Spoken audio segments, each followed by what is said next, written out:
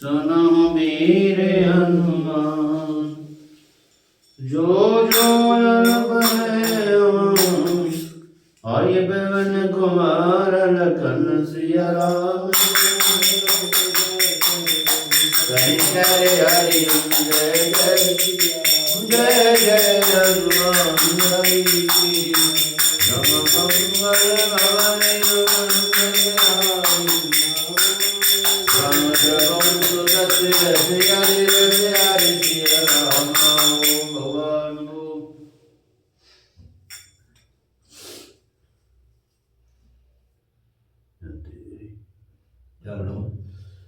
कुंज मणि कंठा कलित और उड़ले तुलसी का माल। बृषभा कंध के हरे ठबने बलने दे बाहु विशाल। लखन सिया राम चंद्र जय शंकर हरि जय जय जय जय हनुमान हरि की। नम मंगल भवन हरि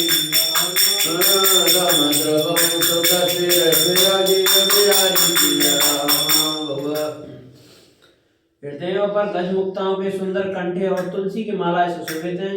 उनके कंधों बैलों के कंधों की तरह ऊंचे तथा पुष्ट हैं। एड़ी खड़े होने के साथ सिंह की सी है और भुजाएं विशाल एवं बल के भंडार हैं।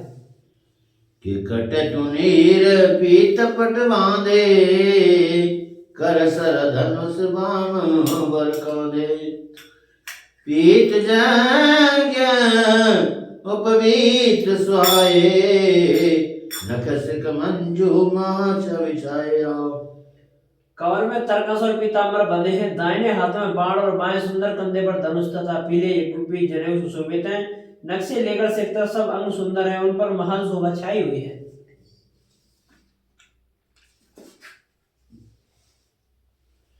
देखी लोग सब भय सुखारे एकटक लोचन चलत न तारे। हर से जन को देखी दो भाई मुनि पर कमल गए तब जाई राम। उन्हें देखकर सब लोग सुखी हुए नित्य एकटक हैं और तारे भी नहीं चलते। जनक जी दोनों भाइयों को देखकर हर्षित हुए। तब उन्होंने जाकर मुनि के चरण कमल पकड़ लिए। एक कर बिनती ने जे कथा सुनाई रंग यमन सब मुनि दिखाई। जह जह जाए कुमार वर दो तह चकित चितव सब को। विनती करके अपनी कथा सुनाई और मुनि ने सारी रंगभूमि यज्ञशाला दिखलाई। मुनि के साथ दोनों श्रेष्ठ राजकुमार वहां जाते हैं जहां सब कोई आश्चर्यचकित ही देखने लगते हैं।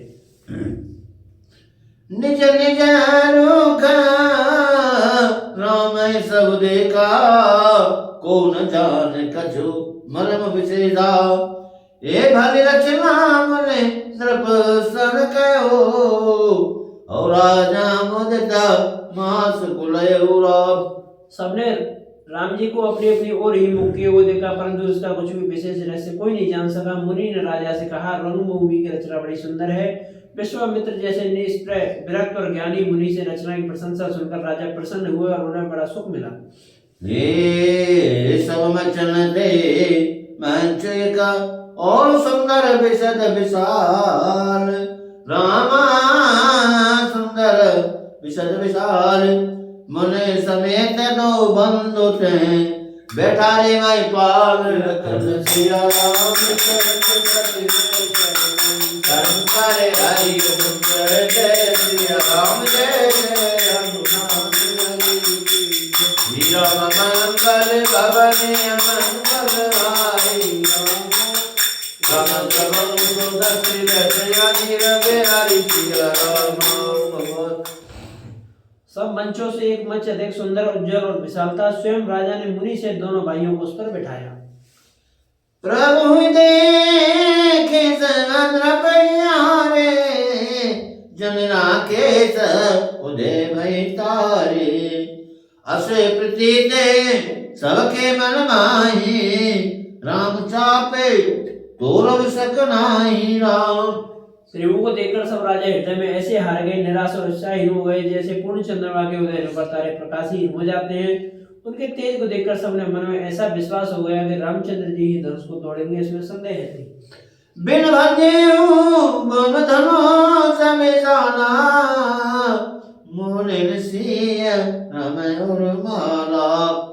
अस बेचारे गवन घर भाई, जस प्रताप बलो तेज गवाई राम। इधर उनके रूप को देखकर सबके मन में यह निश्चय हो गया कि शिव जी के विशाल धनुष को जो संभव न टूट सके, बिना तोड़े ही सीता जी श्री रामचंद्र जी के गले में जयमाल डालेंगी। अतः दोनों तरह से ही हमारी हार होगी और विजय श्री रामचंद्र जी के हाथ रहेगी। ये सोचकर वे कहने लगे, हे भाई, ऐसा विचार कर यश प्रताप बल और तेज गवाकर अपने अपने घर चलो।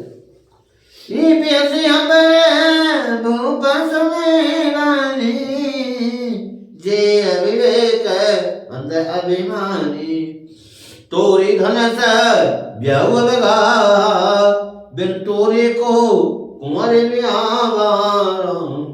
दूसरे राजा जो अविवेक से अंधे हो रहे थे और अभिमानी थे, वह बात सुनकर बहुत हंसे। उन्होंने कहा, धनुष तोड़ने पर भी ब्याह होना कठिन है, अर्थात सहज ही में हम जानकी को हाथ से नहीं जाने देंगे।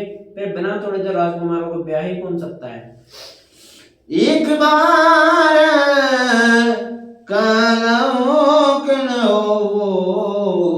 सियहित समर जितवा मसो, ये सुन्यावार मैं बाबू सकाने, धर्मशील हरि भगत सयाने राम।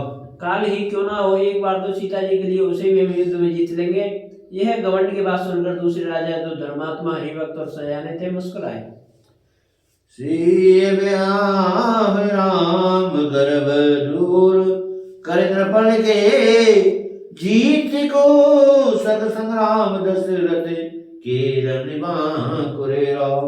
उन्होंने कहा, राजाओं के गर्व दूर करके जो धनुष किसी में नहीं टूट सकेगा, उसे तोड़कर श्री रामचंद्र जी सीता जी को ब्याहेंगे। रही युद्ध की बात, तो महाराज दशरथ के रण में बाकी पुत्रों के युद्ध तो जीत ही कौन सकता है। अरे व्यर्थ मरा हो जने गाल बजाई, मन मोदक के मुख बता बुताई। सिख हमारे सोने परम पुनीता, जगदम्बा जानू जी सीताराम। गाल बजाकर बैठते ही मत मरो, मन के लड्डुओं को भी कहीं भूख बुझती है। हमारे परम पवित्र निष्कपट सीख को सुनकर सीता जी अपने जीवन साक्षात जगत जननी समझो। उन्हें पत्नी रूप में पानी की आशा एवं लालसा छोड़ दो। व्यर्थ मरो जने ये जगत पिता रहो, पते बेचारी भरी लोचन छबे लेवनिहारी। सौंदर्य सुखद सकल गुण राशि, ये दो बंधु समूरवासी राम। और श्री रघुनाथ जी को जगत का पिता परमेश्वर विचार कर नेत्र भर कर उनकी छवि देख लो। ऐसा अवसर बार बार नहीं मिलेगा। सुंदर सुख देने वाले और सहज गुणों की राशि, ये दोनों भाई शिव जी के हृदय में बसने वाले हैं। स्वयं शिव जी भी उन्हें सदा हृदय में छिपाए रखते हैं। वे तुम्हारे नेत्रों के सामने आ गए हैं। कि सुधा समुद्र समीप आई, मेरु चरण रखे मनु कतराई। करहु जाई जा कहूँ जो बाबा, हम तो आजो जन्म फल पावा राम। समीप आए हुए भगवत दर्शन स्वरूप अमृत के समुद्र को छोड़कर तुम जगत जननी जानकी जी को पत्नी रूप में पाने की दुराशा रूप मिथ्या मृग जल को देखकर दौड़कर क्यों मरते हो। फिर भाई, जिसको जो अच्छा लगे वही जाकर करो। हमने तो श्री रामचंद्र के दर्शन करके अब जन्म लेने का फल पा लिया, जिसमें जन्म और सफल कर लिया। अस कई भाले भूप अनुरागे, रूप अनूप बिलोकन लाले। देखे सुवर्ण चढ़े विमान, बरसाए सुमन करे कलगाना राम। ऐसा कहकर अच्छे राजा प्रेममग्न होकर श्री राम जी का अनुपम रूप देखने लगे। मनुष्यों की तो बात ही क्या, देव लोग भी आकाश में विमानों पर चढ़े हुए दर्शन करने आ रहे हैं और सुंदर गान करते हुए फूल बरसा रहे हैं। जान श्रवशरो सियतव और पटे जनक रुराए। रामा पठई जनक बुलाए चतुर सखी सुंदर सकल सादर चली लिभाए लखन सिया राम जय राम जय हरि जय जय हनुमान हरि की भवन राम राम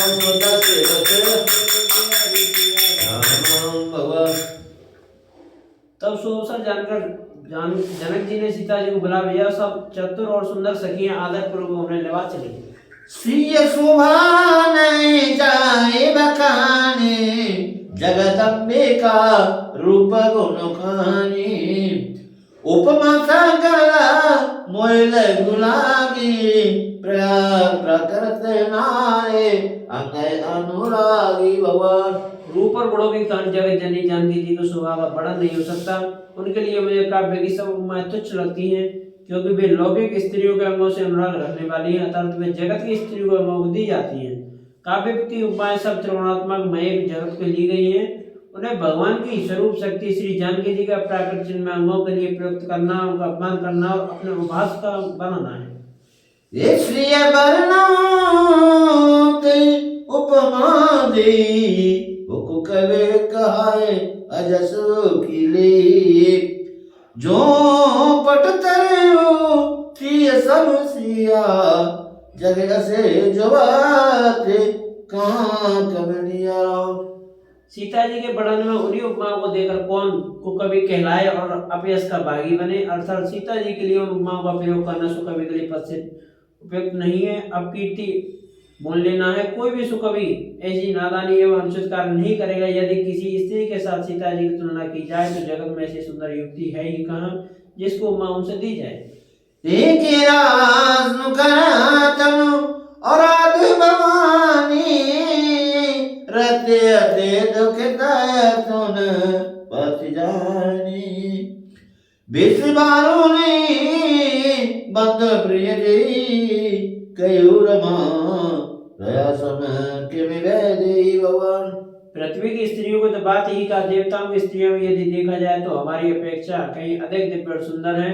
तो उसमें सरस्वती तो बहुत बोलने वाली है। पार्वती अर्धांगिनी अर्थात अर्धनारी नटेश्वर के रूप में उनका आधा ही अंग स्त्री का है। शेष आधा अंग पुरुष शिव जी का है। कामदेव की स्त्री रति पति के बिना शरीर का आनंद जानकर बहुत दुखी रहती है और जिनके पेश और मन जैसे समुद्र में उत्पन्न होने वाले नाती प्रिय भाई है और लक्ष्मी जी के समान तो जानकी जी की कहा ही कैसे जाए कि जो जब सुधा पयोने होई धन परम रुबाम एक कुसोई ये शोभा रे मंदर सिनारो माथे पाने पंकज निज मारूला।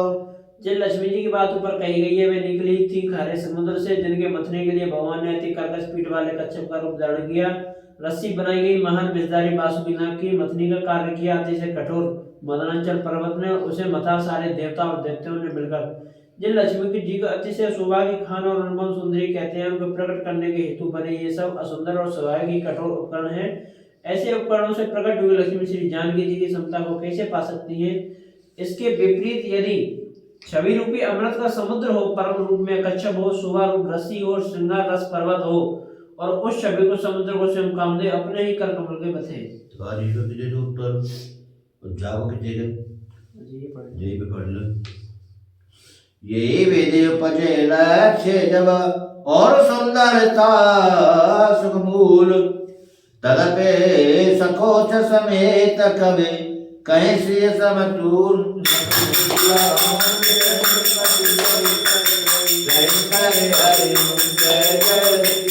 जय जय हनुमान हरि की हे हनुमान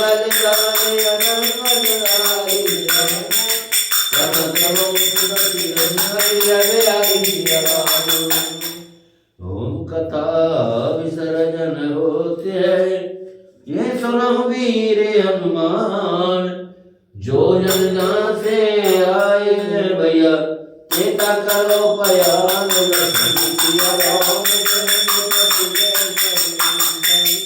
हरि ओम जय जय श्री राम जय जय हनुमान हरि लावण्य अमित